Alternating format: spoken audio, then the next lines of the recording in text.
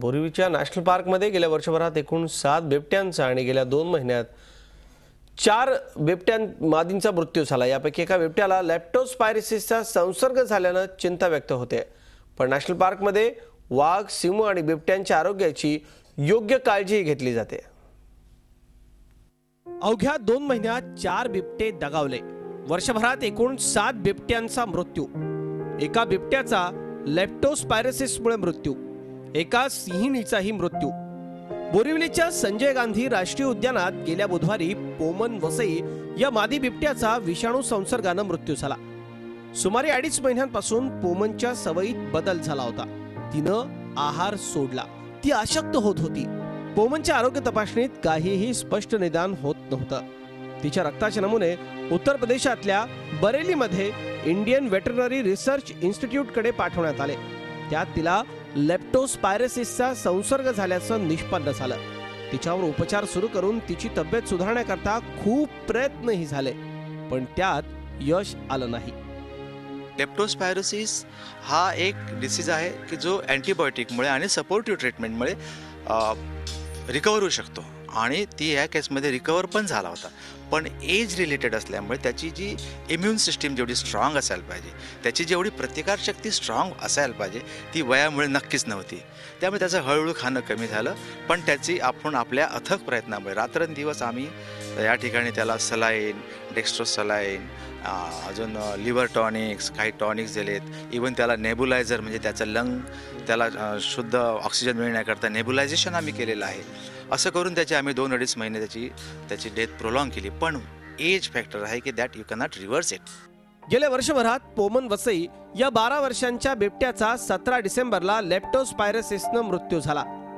तर नेत्रा या 13 वर्षांच्या मादी बिबट्याचा वृद्धापकाळानं, राजा या 14 वर्षांच्या बिबट्याचा हृदयविकारानं, तर दक्षा या 17 वर्षांच्या मादी बिबट्याचा मृत्यू झाला। प्रकाश या 16 वर्षांच्या बिबट्याचा वृद्धापकाळानं आणि जयेश या 14 वर्षांच्या बिबट्याचाही ऑगस्टमध्ये मृत्यू झाला। सिम्बा नावाच्या मादी बिबट्याचा फिट येत असल्यानं जून 2014 मध्ये मृत्यू झाला। ऑक्टोबर 2014 मध्ये शोभा सिंहिणीचा गर्भाशयाच्या आजारानं मृत्यू झाला। या बिबट्यांच्या मृत्यूनंतर एकूण सध्या 14 बिबट्यांचा नॅशनल पार्कमध्ये मुक्काम आहे। अहमदनगर इथून आलेला 14 वर्षांचा अहमद, अहमदनगरहूनच आलेला 12 वर्षांचा जॉन, नगरहून आलेला 12 वर्षांचा राजेश, औरंगाबादहून आलेला 11 वर्षांचा विल्यम, मुंबईतल्या जंगलातून आलेला 16 वर्षांचा मोरो शिपाडा, कोल्हापूरहून आलेली 14 वर्षांची राधा, जुन्नरहून आलेली 18 वर्षांची रंभा, संगमनेरहून आलेली 7 वर्षांची हेमा, राधानगरी कोल्हापूरहून आलेली 14 वर्षांची मीरा, अहमदनगरहून आलेली 11 वर्षांची वेदांगी, कोयना वनक्षेत्रातून आणलेली 3 वर्षांची कोयना, शहापूरमधून आलेला 5 वर्षांचा भीम, शहापुरातूनच आलेला 5 वर्षांचा अर्जुन, रायगडहून आलेला 15 वर्षांचा कृष्णा हे बिबटे सध्या नॅशनल पार्कमध्ये मुक्काम ठोकून आहेत। या व्यतिरिक्त संजय गांधी नॅशनल पार्क परिसरात अंदाजे 25 बिबट्यांचा वावर आहे। सध्या संजय गांधी राष्ट्रीय उद्यानात 3 सिंह आहेत, यातल्या 2 माद्या तर 1 नर आहे आणि 10 वाघ आहेत। यापैकी 7 रॉयल बेंगॉल टायगर जातकुळीचे आहेत, तर 3 पांढरे पट्टेरी वाघ आहेत।